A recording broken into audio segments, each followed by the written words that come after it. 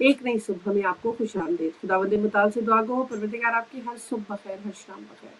دنیا کے کسی کونے میں کہیں بھی کوئی بھی مومن مومنہ مسلمان کسی بھی وجہ سے پریشان ہے، وہ رزق کی ہو، صحت کی ہو، اولاد کی ہو، جناب زینب سلام اللہ علیہ کے امتحان کا واسطہ، بیماری کربلا کی بیماری کا واسطہ، ہر مومن مومنہ کی ہر پریشانی انہی بھی بے رحمہ کا صدقہ دور ہو، آمین ثم آمین۔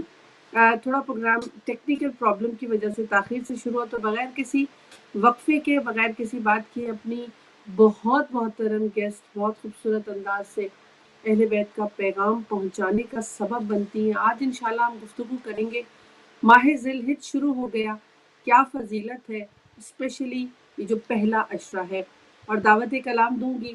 مولا سلامت رکھے، اسی ذکر کا صدقہ ہر مشکل آسان کرے۔ خانم ندا جعفری صاحبہ کو خوش آمدید اور السلام علیکم ورحمۃ اللہ وبرکاتہ۔ ورحمۃ اللہ وبرکاتہ۔ سلامت رہیں، بہت شکریہ۔ پروردگار آپ کی اہل بیت ٹی وی کی توفیقات میں اضافہ فرمائے۔ آمین حمد و آمین۔ ثنا رب بابرکات کے لیے اور درود و سلام محمد و آل محمد کے لیے۔ میں اس محمد کے نام سے کرتی ہوں ابتدائے سخن۔ ضمیر کن سے اگاتا ہے جو زمین و زمن، اسی کے سبحان دست کرم سے جہاں میں بٹتا ہے تمام صبح کا سونا، تمام رات کا دھن، اور اسی کے واسطے محشر اسیر امر ظہور، اور اسی کے حکم سے دنیا نمو کی لہ میں مگن۔ عجب سخی ہے میرا مالک، میرا خالق عجب سخی ہے کہ اس سے سوال کر کے صدا، نہ ہاتھ شل ہوئے میرے، نہ ہے زبان میں تھکن۔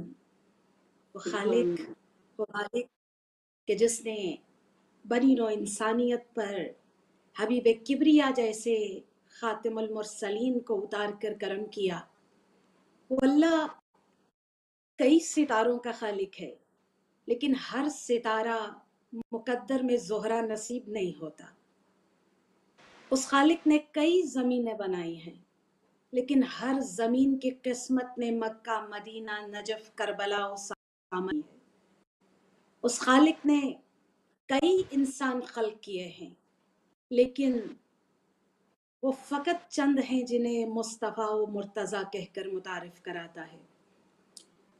سالوں کا پیدا کرنے والا ہے، لیکن کسی ایک سال کو ظہور امام زمان کا سال قرار دے دے گا۔ ہر مہینہ اسی کا ہے، لیکن 4 مہینوں پہ وہ اپنا استحق جتا کے کہتا ہے یہ میرے خاص مہینے ہیں۔ ہر دن اس کا ہے، لیکن بعض دنوں کو وہ اپنے دن قرار دیتا ہے۔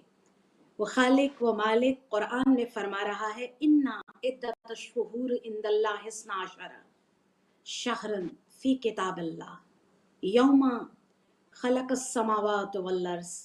اللہ نے مہینوں کی تعداد کو لوح محفوظ پر اپنی کتاب میں جو رقم کیا وہ 12 ہیں۔ منہا اربعۃ حرم، لیکن ان 12 میں سے 4 محترم ہیں، 4 اللہ۔ خالق کے پسندیدہ ہیں۔ ذالک دین القیم، یہ دین قیم ہے، یعنی دین ان 4 مہینوں پر کھڑا ہے۔ اب چاہے ہم ظاہری طور پر ان 4 مہینوں کو شمار کریں یا اس میں معنویت کا چھپا ہوا مفہوم نکالیں، اللہ 12 کا خالق ہے، لیکن 4 کو کہتا ہے یہ میرے خاص ہیں، مقام باقیوں سے نہیں ملتا۔ اگر وہ 12 مہینے ہوں، وہی جو ہمارے قمری مہینے ہیں، تو ان میں بھی 4 بہت قیمتی ہیں۔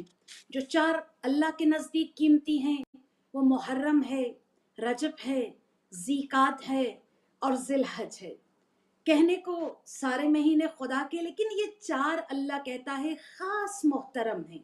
بڑا غور کیا کہ ان 4 میں کیا رکھا ہے کہ باقی سب کو خدا نے ایک جانب اور ان کو اپنے خاص استحقاق سے نوازا، تو پھر سمجھ میں یہی آیا کہ ان 4 مہینوں کے دامن میں 12 اماموں میں سے 4 علیوں کی ولایت کو چھپایا ہوا ہے۔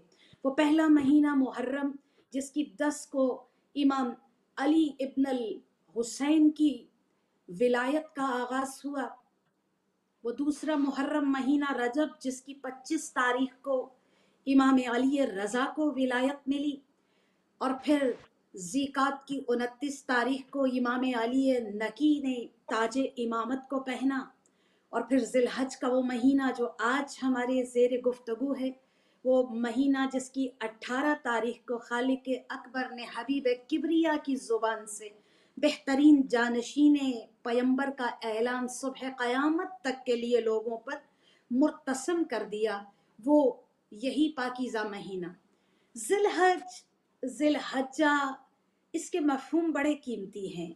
ذی الحج کہتے ہیں وجاہت والا، سبحان اللہ۔ باعزت، محترم، مکرم، معزز، ذی اعتبار، ذی ہدایت، یعنی وہ مہینہ کہ جس کی توقیر گراں ہو اسے ذی الحج کہتے ہیں۔ وہ مہینہ جس میں صاحب حج کر دیا جائے اسے ذی الحج کہتے ہیں۔ ذی الحج قمری مہینوں میں آخری ہے اور خدا کے پسندیدہ ترین چنے ہوئے 4 مہینوں میں سے بھی آخری مہینہ ہے۔ یہ وہ مہینہ ہے کہ جسے اسلام نے فقط آ کر افتخار نہیں دیا، بلکہ دین اسلام سے پہلے بھی ہر مذہب میں، یہاں تک کہ عرب بدو بھی ان 4 مہینوں میں نہ جنگ کرتے تھے نہ گناہ کے کام کرتے تھے۔ یعنی اللہ نے ہمیشہ ان مہینوں کو مکرم رکھا۔ انہی مہینوں میں سے خالق نے ایک مرتبہ پھر ہمیں ذی الحج کا مہینہ عطا کیا ہے۔ پروردگار ہمیں بہترین انداز میں اس مہینے اللہ کا قرب پانے، معرفت کی بلندی پر پرواز کرنے کی توفیق عطا کرے، آمین یا رب۔ بہت شکریہ، جزاک اللہ۔ آپ نے فرمایا کہ 12 میں سے 4 کی فضیلت خداوند متعال نے، اور آپ نے ان ہمیں جو خصوصی تاریخیں تھیں، تواریخ تھی، ان کا بھی ذکر کیا، کیونکہ ہم آج ذی الحج کی کہہ رہے ہیں تو پہلے عشرے کو آپ نے کہا فضیلت بہت زیادہ ہے، تو میں چاہوں گی کہ اس پہلے عشرے میں کیا کیا راز پوشیدہ ہیں جو ایک مومن خدا کے دیے ہوئے اس دعوت نامے پہ عمل کر سکتا ہے؟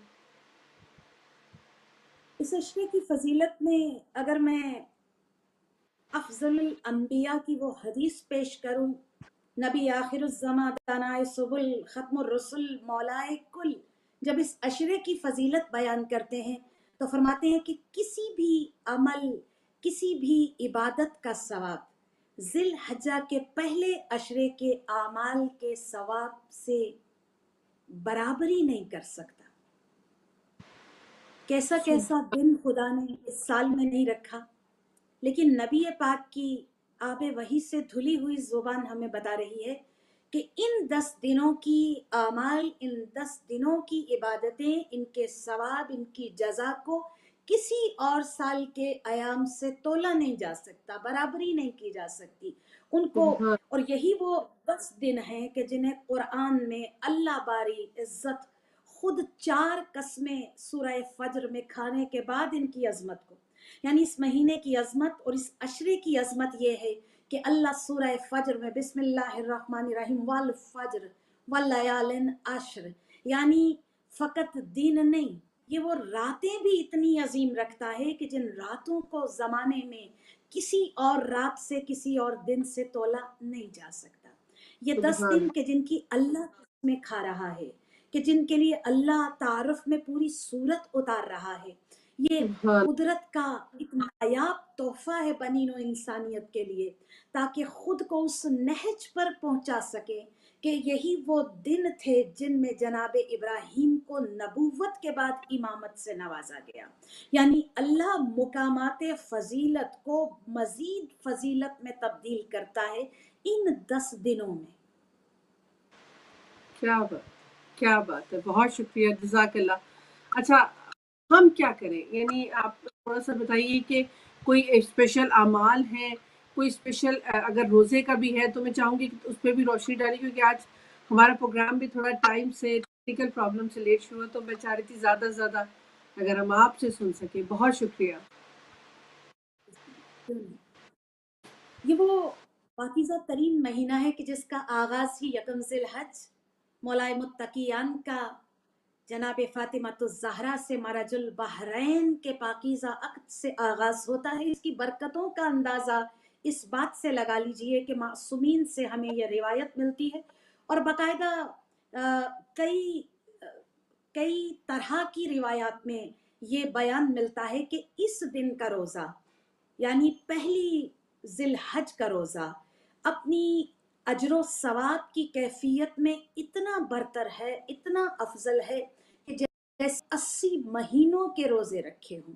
यानी फ़कत एक यकम ज़िलहज का रोज़ा 80 महीनों के रोज़ों से तोला जा सकता है। और फिर हमारी आमाल की जितनी मुस्तनिद किताबें हैं उनमें मफाती हो, इकबाल हो, उसमें हमारी किताबों में बालदुल अमीन हो, मिफ्ताहुल फलाह हो, और अमाल की दीगर किताबों में कसरत से रिवायत मिलती है कि पहले 10 दिन मगरिब और इशा के दरमियान 2 रकत की नमाज कि जिसकी फजीलत इतनी ज़्यादा है कि जो ये नमाज अदा करता है वो ये जान ले कि उस साल के हज गुजारों में उसका नाम अल्लाह ताला ने फहरिस्त में तहरीर कर लिया। यानी वो ये सोच ले कि अल्लाह ने उसे हज करने वाले खुश नसीबों में मरकूम कर लिया, उसके नाम को लिख लिया गया। और वो नमाज कोई बहुत दिक्कत से, कोई मुश्किल से पढ़ने वाली नहीं, मुख्तसर सी 2 रकत नमाज जिसमें हम्द है, सूरह तौहीद है और सूरह आराफ की आयत नंबर 142 को तलावत करना है। ये 10 रोज का एक अमल, एक वजीफा जो हमें घर बैठे हज मकबूल की तौफीक अता कर देता है। और पहले दिन यानी 10वां दिन ईद का है, हम रोजा नहीं रख सकते। पहले 9 दिन जो माह ज़िलहज्जा के रोजा रखता है अल्लाह उसे साइमुद्दहर करार देता है। यानी वो शख्स जो पूरा साल एक भी रोजा न छोड़े उसे साइमुद्दहर कहते हैं। यानी ज़िलहज के पहले 9 दिन के रोजे फजीलत में इतने बड़े हैं कि 365 रोजों का सवाब, यानी पूरे साल के मुसलसल रोजों का सवाब अल्लाह इन 9 दिनों के रोजों में हमें अता कर देता है। सुभान अल्लाह, सुभान अल्लाह। और अगर कोई फजीलत इसके हवाले से आप बयान करना चाहें। बहुत शुक्रिया। हमें माही मुबारक ज़िलहज और खुसूसन पहले 10 दिन के जिनकी अल्लाह भी कुरान में कसमें खाकर गवाही दे रहा है, इन अयाम में गुस्ल का सवाब बहुत ज़्यादा है। तस्बीह हो तहलील का सवाब आम ज़मानों से कहीं कदर ज़्यादा है। सदका व खैरात देने का सवाब, गिरियाजारी, तजर्रो यानी खुदा के हुजूर गिड़गड़ा कर अपनी दुआओं को पेश करना बाब कबूलियत से दुआओं को गुजार देता है। रहबर मुअज़्ज़म फरमाते हैं ये अय्याम खातिरात व वाक़यात के दिन हैं। यानी किसी एक महीने में इतने मुख्तलिफन 9 वाक़यात को अल्लाह ने नहीं रखा। यानी खुशियां हैं तो एक इंतहा पर पहुंची हुई खुशियां, गम के अय्याम तो गमज़दा तरीन अय्याम, इबादतों की रातें हैं तो अल्लाह ने इसमें चुनी वो कीमती दिन जिनमें अल्लाह ने अपने खानवादा तहारत की फजीलत में कुरान की आयतों को कभी सूरह दहर को इसी महीने की 25 तारीख को नाजिल किया, कभी इसी महीने की 18 तारीख को दीन को तकमील के मराहिल से गुजारा। यही वो पाकीज़ा महीना जिसमें जनाब सैयदा मौलाए मुत्तकियान के पाकीज़ा घर में आए। और मैं कहूँ कि पहली तारीख को ही अल्लाह ने हम मोमिनों को अपने अक्द की तहजीब सिखाई। यानी एक मोमिन को अक्द के लिए किन चीज़ों को ज़ेरे नज़र रखना चाहिए और किन चीज़ों पर खर्च करना चाहिए। यानी कायनात के अफजल तरीन ऐसे 2 अफराद का अक्द कि जिनके लिए पूरी कायनात कुन फया खुदा के हुजूर ठहरी हुई है। यानी अगर रसूल चाहें, अली चाहें, बतूल चाहें, अल्लाह पूरी कायनात को उनकी मर्जी के मुताबिक ढाल दें। लेकिन जब ये हस्तियां निकाह के बंधन में बनने जाती हैं तो अली अपनी मुफलिसी का इजहार रसूल के पास करते हैं कि गिनती की चंद चीजें हैं। नबी आखिरुज़्ज़मा फरमाते हैं कि इनमें से इन चीजों की तुम्हें जरूरत है लेकिन जरा की जरूरत नहीं, इसे बेच दीजिए। अली जरा को बेचते हैं और 3 हिस्सों में रसूल अतहर उस रकम को मुन करते हैं। एक हिस्सा بنیادی ضروریات کے سامان کے لیے، ایک حصہ خوشبویات کے لیے، عطر کے لیے، اور تیسرا حصہ اس پاکیزہ عقد کے، میں کہوں نکاح کے مہر کے لیے۔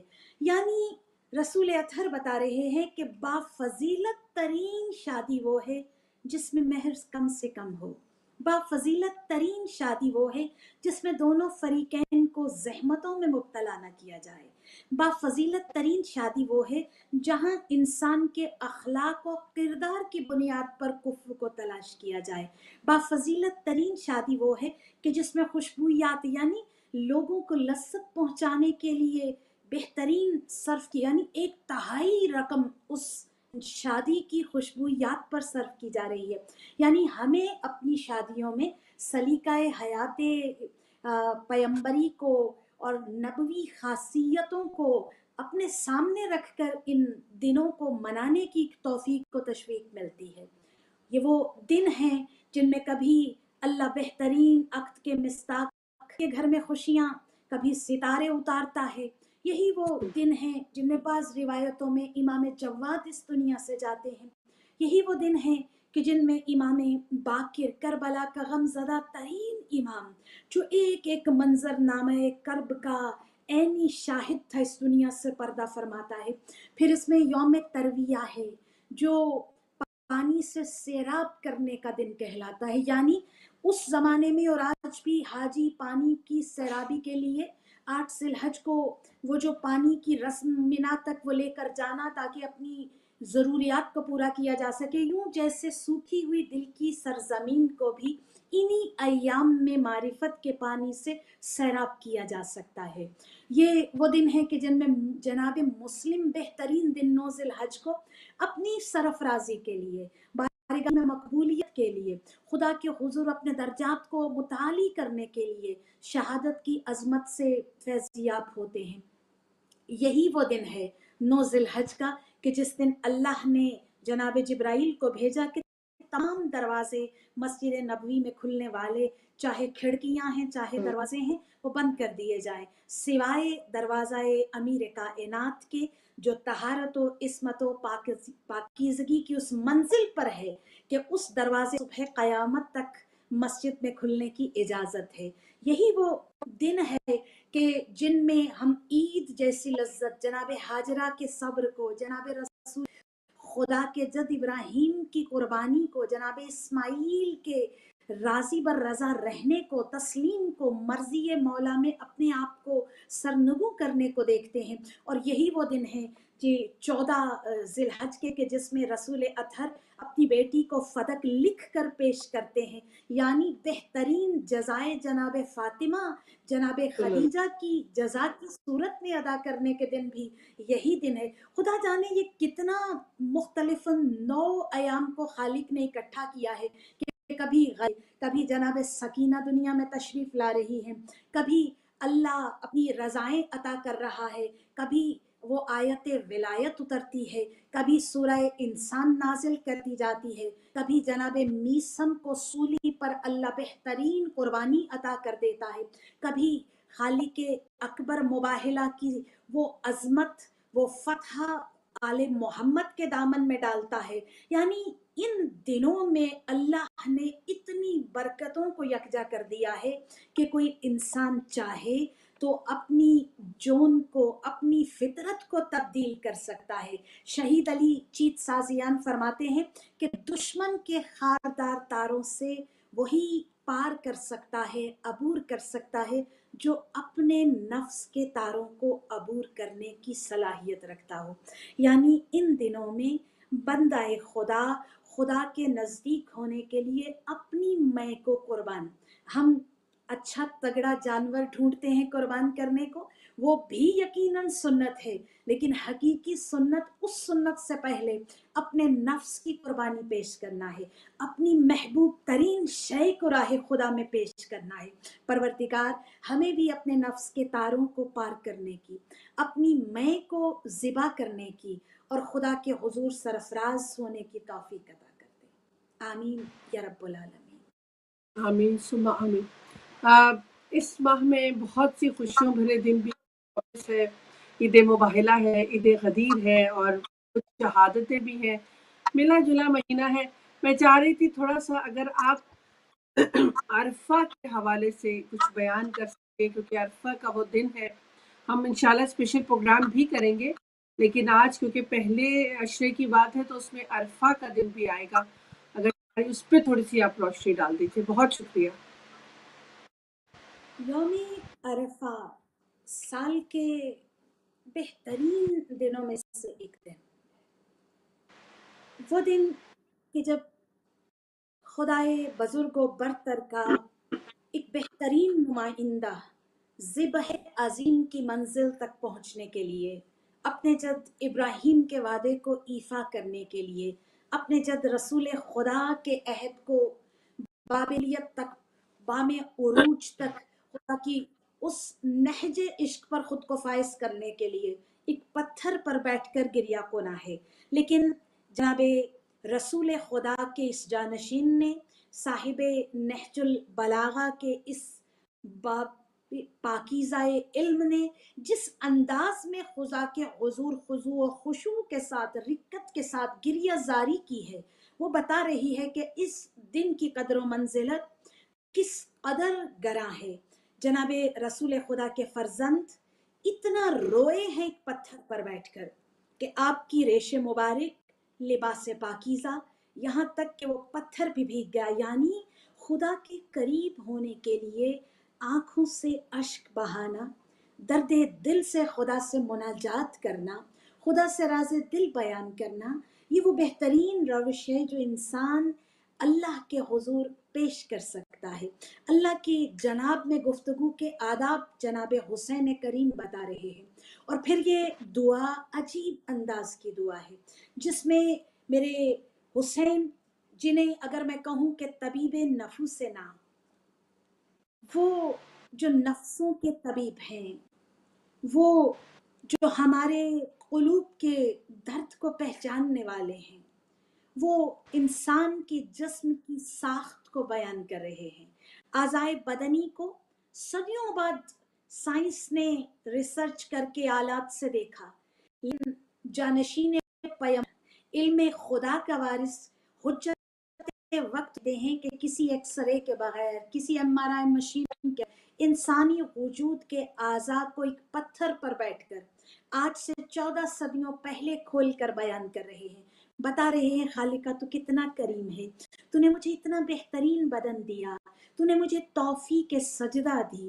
تو نے مجھے اٹھنے بیٹھنے کی سکت دی، تو نے میرے اس وجود کے اندر ایک پورا جہان رکھ دیا، خالقہ تو نے مجھے اپنی خلقت کا استعارہ بنایا، تو نے مجھے اپنی خلقت کی آیت بنایا، تیری عظمت کو پہچاننے کے لیے میرا بھی کافی ہے، اگر میں اپنے بدن میں موجود اعضاء کو پہچان لوں، میں تیری ذات سے متعارف ہو جاؤں، اگر میں ان آنکھوں سے دائیں بائیں بکھرے ہوئے اللہ کے نظاروں کو دیکھ لوں، میں تیری عظمت کا، تیری برتری کا، تیرے اولا و عرفہ ہونے کا موتقف ہو جاؤں، پروردگار عالم تو نے انسان کو جو نعمتیں عطا کی ہیں وہ چاہے بھی تو شکر ادا نہیں کر سکتا۔ یہ یوم عرفہ اتنا طویل گفتگو میرے امام حسین کی، یعنی جو وفا کرنا وعدہ میرا حسین چل رہا ہے، کتنا قیمتی ایک ایک لمحہ ہوگا، تقریباً آدھا دن میرے حسین نے اس گریہ زاری، اس مناجات میں، اس مراقبے میں، اس محبت کے اظہار میں گزار دیا۔ اگر حسین جیسا حجت وقت اس روز اپنا آدھا دن اس دعا میں گزارتا ہے تو سمجھنا چاہیے میرے آپ کے لیے اس دعا سے استفادہ کرنا، یوم عرفہ سے فائدہ اٹھانا، اس دن کی عظمت کو درک کرنا اور اس دن اپنے آپ کو مرضی مولا کے تابع کرنا کتنا اہم ہوگا، اور اس میدان میں، اس ایک جم غفیر میں اس دعا کا کرنا ہمیں اس بات کا احساس دلاتا ہے کہ یہ دن گھر بیٹھ کر نہیں، ایک اجتماعات کی کیفیت میں دعاؤں، گریہ زاری، اور میں کہوں کہ اجتماعات میں 40 سے زیادہ افراد کا باہم ہو کر مناجات کرنا بارگاہ عزدی میں مقبول ہے، اور اس وقت کا تقاضا بھی یہی ہے کہ ہم منتظر ہیں جس ہستی کے. اس سال کی دعائے عرفہ میں ہم اپنی امام ماں کو اس خالق حقیقی سے ان کے ظہور کی تعجیل کو مانگیں. پروردگارا اب وبا نے، بلا نے، ظلم اعداء نے ہمیں پریشان کر دیا ہے. پروردگارا ہمارے حقیقی وارث کو، وہ جو خانوادہ طہارت کا آخری جانشین ہے، جو ابراہیم پر کا بھی وارث ہے، جو رسول اطہر کا بھی وارث ہے، اس یوسف زہرا کو اذن ظہور عطا کر دیجئے تاکہ زمانہ ان کے نور سے بقائے نور بن جائے. آمین یا رب العالمین. بہت شکریہ، بہت بہترین پروگرام، بہت بہترین ذکر. بس ہمارے پاس لاسٹ 10 منٹس ہیں. اگر آپ سمجھتے ہیں کہ کوئی چیز ہمیں اور اس کے حوالے سے ہمیں جاننا ضروری ہے تو وہ بیان کر دیجیے. بہت شکریہ. ذی الحج کا حافظہ ترین مہینہ خود کو خدا کے حضور پیش کرنے کا اور قریب ترین ہونے کا، اور اس دن کی ترکیب و وظیفہ کسی اور سے نہیں، جناب ابراہیم، جناب اسماعیل اور جناب حجر سے لینے کی ضرورت ہے. یہ سبحان ایام اللہ. یادگاری جناب ابراہیم علیہ السلام، ان کی زوجہ جناب حجر اور ان کے بہترین آداب الہیہ سے بہترین مزین بیٹے کی تربیت کے قیمتی دنوں میں ہے کہ ہم بھی اپنے لیے، اپنی اولادوں کے لیے وہ روش تلاش کریں. کیا تھا جناب حاجرہ کے پاس کہ خالق نے آج بھی انہیں حتیم میں سن؟ کیا تھا جناب حاجرہ کے پاس کہ جن کے فرزند کی ایڑیوں کے رگڑنے سے چشمہ زمزم آج تک زندہ و جاوید و پائی؟ کیا تھا جناب حاجرہ کے پاس کہ جب رسول خدا نے کہا کہ حجر تجھے بیابان وادی میں چھوڑنا ہے تو بی بی نے نہیں پوچھا کہ یہ ستم میرے ساتھ کیوں، جہاں نہ درخت ہے نہ زندگی کے آثار ہیں، مجھے کیوں چھوڑا جا رہا ہے؟ جب جبرائیل امی آئے ہیں، حکم خدا تھا نا کہ چھوڑ کرنا، سواری سے نہ اترنا، مڑ کر نہ دیکھنا. آج میں کسی کو زیارت کے لیے رخصت کرنے جاؤں، کسی پیارے کو دوسرے شہر بھیجنے جاؤں تو ہم مڑ مڑ کر دیکھتے رہتے ہیں. جب تک وہ نگاہوں کے زاویے میں ہو ہم اسے الوداع کہنے کے لیے اسے دیکھتے رہتے ہیں. یہ انسانی فطرت ہے. اللہ کہہ رہا ہے جناب ابراہیم سے پلٹ کر نہیں دیکھنا کہ تم نے ننھے سے بچے کو، یہ کو تنہا زوجہ کو اس بیابان میں چھوڑا ہے، سواری سے نہیں اترنا اور پلٹ آؤ. اور جب جبرائیل آتے ہیں نا تو یہ بیوی شکوہ نہیں کرتی. جبرائیل پوچھتے ہیں بی بی کون ہو؟ تو فرماتی ہیں کہ میں ابراہیم کے بیٹے کی ماں ہوں. کہتے میں اسماعیل کی ماں ہوں، میں ابراہیم کی زوجہ. یعنی اللہ عظمت اس عورت کے حصے میں رکھتا ہے جو اپنی ذات کو منفی کر دیتی ہے، جو اپنی ذات پسے پشت ڈال دیتی ہے، جو اپنی میں کو قربان کر دے. بی بی نے نہیں کہا میں ہاجرہ ہوں، میں رسول خدا کی بیوی ہوں، میں فلاں نبی کی ماں ہوں. نہیں، میں نبی خدا کے بیٹے کی ماں ہوں. اور پھر کہا کہ تمہارا شوہر تمہیں اس ویرانے میں تنہا، کہا اس لیے کہ مرضی خدا تھی. کہا تم کس کے سہارے یہاں پر ہو؟ کہا میرے شوہر نے اسی خدا کے سہارے چھوڑا ہے جس کے حکم سے لایا.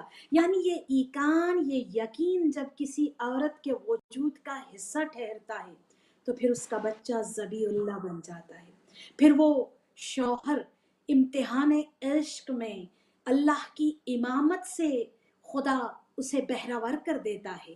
پروردگار عالم ہمیں بھی ایسی عظیم عورت کے نقش قدم پر چل کر اپنے بچوں کی تربیت کرنے کی توفیق عطا کرے تاکہ ہم اپنے نفس کے تاروں کو کاٹ کر دشمن کے تاروں کو، شیطان کے تاروں کو عبور کرنے کے قابل ہو جائیں. آمین یا رب العالمین. آمین ثم آمین. بہت خوبصورت گفتگو، بہت ہی خوبصورت ذکر. مولا آپ کو سلامت رکھے. آپ نے فرمایا 9 دن کے روزے، لیکن سب سے فضیلت کا روزہ اگر ایک رکھا کوئی جا سکے تو وہ عرفے کا ہے. تھوڑا سا اگر اس میں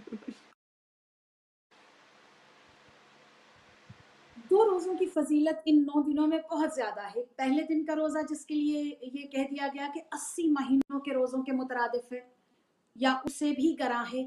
دوسرا عرفہ کا دن کا روزہ. عرفہ کا دن خدا کو پانے کا دن ہے. وہ جملہ میرے حسین کا جو آب زر سے لکھنے کے لائق ہے کہ پروردگارا جس نے تجھے کھو دیا اس نے کیا پایا، اور جس نے تجھے پا لیا اس نے کیا کھویا۔ یعنی یہ دن خدا کو پانے کا دن ہے، وہ یکم ذی الحج ہو یا 9 عرفہ کا دن، بہترین روزے ہیں بارگاہ ایزدی میں انسان کے بلند کرنے کے لیے، معرفت کی پرواز کرنے کے لیے۔ یہ بہترین ایام ہے، یہ بہترین راتیں ہیں اللہ سے گفتگو کرنے کے لیے۔ پروردگار ان دنوں میں اور ان راتوں میں ہمیں کسب فیض کی توفیق عطا کرے، آمین یا رب العالمین۔ انشاءاللہ انشاءاللہ، بہت شکریہ، جزاک اللہ، مولا آپ کو سلامت رکھے۔ اور اتنا خوبصورت آپ نے بیان کیا کہ ماہ ذی الحج پورا کا پورا میرے لیے بہت فضیلت کے حوالے سے۔ اور پھر ایک سوال، بس چھوٹا سا اس کا جواب اگر آپ دے سکتی، میں سوال کر رہی ہوں کہ ذی الحج کے بعد محرم ایک دم سے وہ ماہ کا آنا جس میں امام حسین علیہ السلام کی قربانی گئی، تو اس کا آپس میں رابطہ ہے؟ دیکھیے یہاں جد امام حسین کی قربانی اور پھر اسی ذبحً عظیم کو تبدیل کیا گیا جناب رسول خدا کے فرزند حسین سید کی قربانی کے ساتھ۔ یعنی یوں سمجھ لیجئے کہ ان 10 دنوں سے ان 10 دنوں تک یہ دیباچہ ہے اسی قربانی کا جسے معراج پر 10 محرم کو سید الشہداء نے پہنچایا۔ یعنی نسلوں میں دعاؤں کے اثر کو دیکھنا ہو تو ذی الحج کے 10 دن اور محرم الحرام کے 10 دن دعا کر رہے ہیں جناب ابراہیم، ربنا ہب لنا من ازواجنا وذریاتنا قرۃ اعین وجعلنا للمتقین اماما۔ وہ دعا مقبول ہوتی ہے 10 ذی الحج کے دن خود انہی کے بیٹے کے ہاتھوں، اور پھر دوبارہ معراج پر پہنچتی ہے 10 محرم الحرام کو سید الشہداء کی عظیم ترین قربانی کے۔ پروردگار بتا رہا ہے کہ اس کا دین، اس کی سنت تبدیل نہیں ہوتی، چاہے جد پیمبر ابراہیم ہو، چاہے رسول خدا کا بیٹا۔ جو طہارتوں کی عصمتوں کا سلسلہ ہے وہ ہمیشہ ایک ہی روش میں، اس کارواں کا ایک ہی سلیقہ ہے۔ وہاں بھی صبر و رضا تھی، یہاں بھی صبر و رضا، وہاں بھی تسلیم تھی، یہاں بھی تسلیم ہے، وہاں بھی مرضی مولا مقدم، یہاں بھی مرضی مولا مقدم، وہاں بھی خدا کی ذات استعارہ، یہاں بھی خدا کی ذات استعارہ، وہاں بھی بلند ترین مقامات جنت، یہاں بھی بلند ترین مقامات جنت۔ بہت شکریہ، بہت شکریہ، جزاک اللہ۔ خداوند متعال پروردگار، جو ہم نے سنا ہے اس ماہ میں اگر کچھ مس ہو گیا تو وہ معاف کرنے والی ذات ہے، لیکن کوشش کریں کہ جو لے سکتے ہیں وہ ضرور لے لیں۔ خانم، میں آپ کا تہہ دل سے شکر گزار ہوں، میں آپ کی، کیونکہ آپ ہمیشہ اس اہل بیت ٹی وی کے پلیٹ فارم پر اہل بیت کا پیغام پہنچانے کے لیے جب آپ کی ہوتی ہے تو آپ ضرور اس میں شرکت کرتی ہیں اور اتنے بہترین انداز سے پیغام پہنچاتی ہے۔ بہت دعا ہوں اور بہت شکر گزار آپ کے تمام خانوادے کے لیے۔ مولا سب کو سلامت رکھے اور آپ کی نسلوں میں اس ذکر کا پروردگار ذکر کرنے والوں میں اور اس پہ عمل کرنے والوں میں شمار کرے۔ آمین۔ بہت شکریہ، جزاک اللہ۔ اتنا میں کہتی ہوں جب ذکر اہل بیت سنا جائے اور اتنی خوبصورت انداز سے سنا جائے تو پھر دل یہی کہتا ہے کہ اگر اہل بیت سے محبت تو پھر ان کے ذکر کرنے والوں سے بھی محبت، اور اس جن کا ذکر کیا جائے ان سے محبت اور ان پہ عمل کرنے کی کوشش۔ انسان کو اہل بیت اور پروردگار کی منزل تو خدا تک پہنچنا ہے، اہل بیت تو راستہ ہے، اہل بیت تو ہمیں منزل تک لے جانے کے لیے چنے گئے۔ تو خدا سے یہی دعا ہے کہ اس ماہ میں پروردگار جو جہاں جہاں پریشان ہے، میرے مالک تیرے سے زیادہ کون بہتر جان سکتا ہے، تو خالق ہے، ان سب کی پریشانیوں کو دور فرما، چاہے وہ کسی طرح کی بھی پریشانی ہو۔ آمین۔ آپ سے اجازت چاہوں گی، چھوٹا سا نیوز بریک ہے، نیوز بریک کے بعد دوبارہ آپ کی خدمت میں نئے گیسٹ کے ساتھ حاضر ہوں گی، ہمارے ساتھ رہے گا۔